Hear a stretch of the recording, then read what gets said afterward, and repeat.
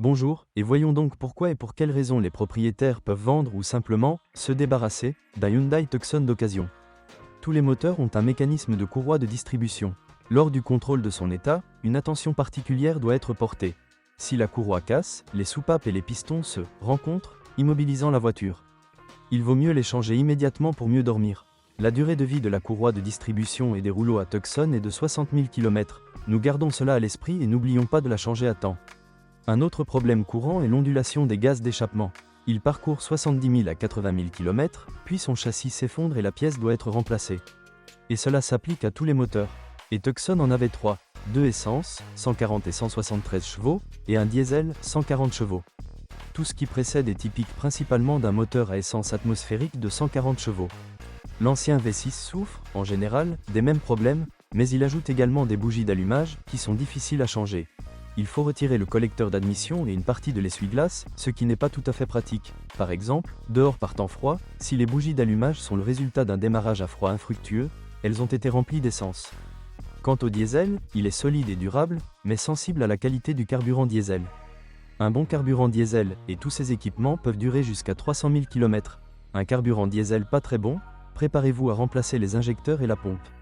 Cependant, l'amour du bon carburant est une caractéristique commune à presque tous les moteurs diesel, à l'exception peut-être du YMZ 236 M2, et même celui-ci n'est pas installé sur les voitures particulières. Les corps de Tuchkanov résistent toujours bien, ce qu'on ne peut pas dire des petits aménagements. Il existe des cas connus de corrosion et d'aigreur du motoréducteur d'essuie-glace arrière, par exemple.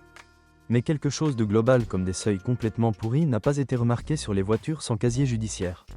Il ne devrait pas non plus y avoir de surprise concernant les pièces de suspension.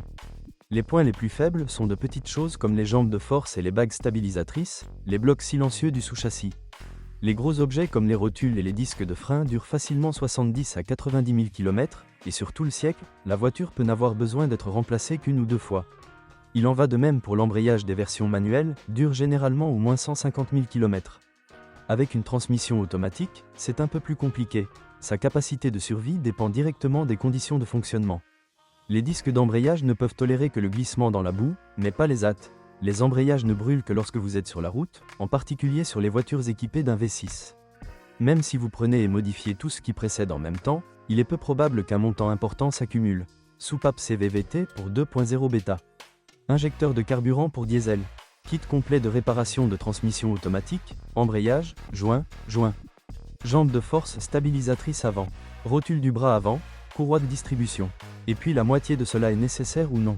Même s'il faut garder cela à l'esprit, comme c'est d'ailleurs toujours le cas lorsque l'on recherche une voiture plus ancienne. Si des miracles leur arrivent, ils sont exceptionnels.